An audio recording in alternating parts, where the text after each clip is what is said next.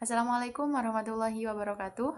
Perkenalkan, nama saya Mitari Putri dari kelas 4A, program studi Tadris Ilmu Pengetahuan Sosial dari Universitas Islam Negeri Mataram.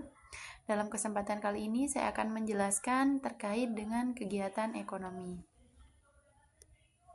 Yang pertama yaitu pengertian kegiatan ekonomi. Kegiatan ekonomi adalah segala aktivitas yang dilakukan oleh individu atau kelompok untuk memenuhi kebutuhan hidupnya. Ada 3 jenis kegiatan ekonomi yang saling berkaitan, yaitu produksi, distribusi, dan yang terakhir adalah konsumsi. Ketiga kegiatan ini membentuk siklus ekonomi yang berperan penting dalam perekonomian suatu negara. Yang pertama yaitu produksi.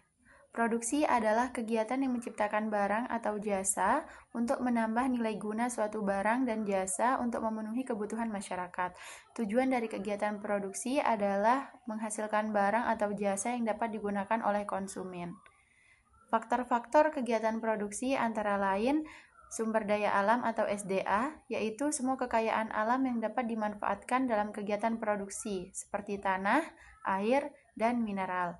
Yang kedua yaitu tenaga kerja. Tenaga kerja adalah manusia yang dilibatkan dalam kegiatan ekonomi. Ada 2 pembagian dari tenaga kerja, yaitu tenaga kerja terdidik dan tenaga kerja tidak terdidik. Kemudian ada modal. Modal adalah semua alat yang digunakan dalam proses produksi, baik berupa uang maupun peralatan. Modal terbagi menjadi 2, yaitu modal tetap, contohnya mesin, dan modal lancar, contohnya bahan baku. Dan yang terakhir adalah kewirausahaan atau entrepreneurship. Faktor ini mengacu pada orang yang berani mengambil resiko dan mengelola faktor-faktor produksi untuk menciptakan produk atau jasa baru. Kemudian yaitu jenis-jenis produksi. Jenis-jenis produksi dikelompokkan berdasarkan hasil yang dihasilkan, yaitu yang pertama ada produksi barang. Produksi barang adalah produksi yang menghasilkan barang-barang nyata seperti makanan, pakaian, atau peralatan elektronik. Dan yang kedua adalah produksi jasa, yaitu produksi yang menghasilkan jasa seperti jasa transportasi, pendidikan, kesehatan, atau pariwisata. Kemudian yaitu contoh kegiatan ekonomi. Dalam hal ini yaitu pabrik yang menghasilkan pakaian, perusahaan teknologi yang menciptakan perangkat elektronik, atau petani yang menanam padi adalah contoh-contoh dari kegiatan produksi. Semuanya bertujuan untuk menyediakan produk yang dapat dimanfaatkan oleh konsumen. Yang kedua adalah distribusi. Distribusi adalah kegiatan yang menyalurkan barang atau jasa dari produsen ke konsumen. Tujuan dari distribusi adalah memastikan bahwa produk dapat sampai ke konsumen dengan mudah dan tepat waktu. Selanjutnya adalah fungsi distribusi. Distribusi memiliki beberapa fungsi penting, yaitu yang pertama, fungsi transportasi. Jasa atau barang yang dihasilkan oleh produsen perlu diangkut atau dipindahkan dari tempat produksi menuju tempat konsumen. Transportasi memungkinkan barang bisa mencapai pasar yang jauh dari tempat produksi. Yang kedua yaitu fungsi penyimpanan. Barang-barang yang belum siap dijual atau yang diproduksi dalam jumlah besar perlu disimpan agar tetap tersedia ketika dibutuhkan oleh konsumen. Gudang adalah tempat penyimpanan yang biasa digunakan dalam kegiatan distribusi. Yang terakhir, fungsi produksi yang terakhir adalah fungsi penjualan. Fungsi ini mencakup aktivitas menjual barang secara langsung kepada konsumen. Penjualan bisa dilakukan secara langsung, misalnya di pasar atau toko, atau melalui sistem online. Penjualan bisa dilakukan secara langsung, misalnya di pasar atau di toko, atau melalui sistem online atau e-commerce. Selanjutnya adalah jenis-jenis distribusi. Distribusi dapat dibagi menjadi 2 jenis. Yang pertama adalah distribusi langsung, yaitu produsen menjual produknya langsung kepada konsumen tanpa perantara.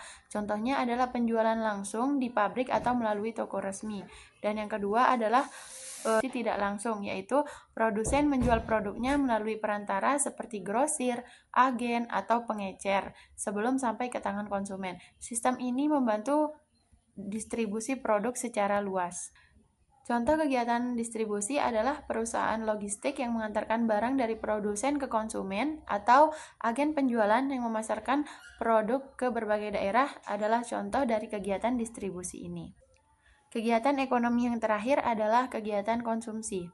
Konsumsi adalah kegiatan menggunakan atau menghabiskan barang atau jasa untuk memenuhi kebutuhan atau keinginan. Konsumsi dilakukan oleh konsumen sebagai pengguna akhir barang atau jasa. Jenis-jenis konsumsi. Berdasarkan siapa yang melakukan konsumsi, konsumsi dapat dibagi menjadi 3. Yang pertama adalah konsumsi individu, yaitu konsumsi yang dilakukan oleh individu untuk memenuhi kebutuhan pribadi, misalnya membeli makanan atau pakaian. Yang kedua adalah konsumsi rumah tangga. Adalah konsumsi yang dilakukan oleh keluarga atau rumah tangga, misalnya biaya listrik, air, dan gas. Dan yang terakhir adalah konsumsi pemerintah. Pemerintah juga melakukan konsumsi untuk kepentingan publik, seperti pengadaan fasilitas kesehatan, pendidikan, atau keamanan. Pola konsumsi. Selanjutnya adalah pola konsumsi. Pola konsumsi setiap orang berbeda-beda tergantung pada pendapatan, harga barang, dan kebutuhan masing-masing orang. Pola konsumsi dapat dipengaruhi oleh yang pertama pendapatan, kedua adalah harga barang dan jasa, dan yang ketiga adalah gaya hidup dan tren. Yang pertama pendapatan. Semakin tinggi pendapatan seseorang, maka semakin besar juga kemungkinan konsumsi barang dan jasa yang akan dilakukan. Yang kedua adalah konsumsi yang dipengaruhi oleh harga barang dan jasa. Harga yang lebih rendah biasanya meningkatkan konsumsi, sedangkan harga yang lebih tinggi bisa menurunkan konsumsi. Dan yang terakhir adalah konsumsi yang dipengaruhi oleh gaya hidup dan tren. Gaya hidup dan tren sangat Dan yang terakhir adalah konsumsi yang dipengaruhi oleh gaya hidup dan tren. Gaya hidup dan tren sangat mempengaruhi jenis barang atau jasa yang dikonsumsi. Misalnya, tren produk ramah lingkungan yang semakin populer. Sekian presentasi dari saya. Kurang dan lebihnya mohon maaf. Bersama saya Mitari Putri. Assalamualaikum warahmatullahi wabarakatuh.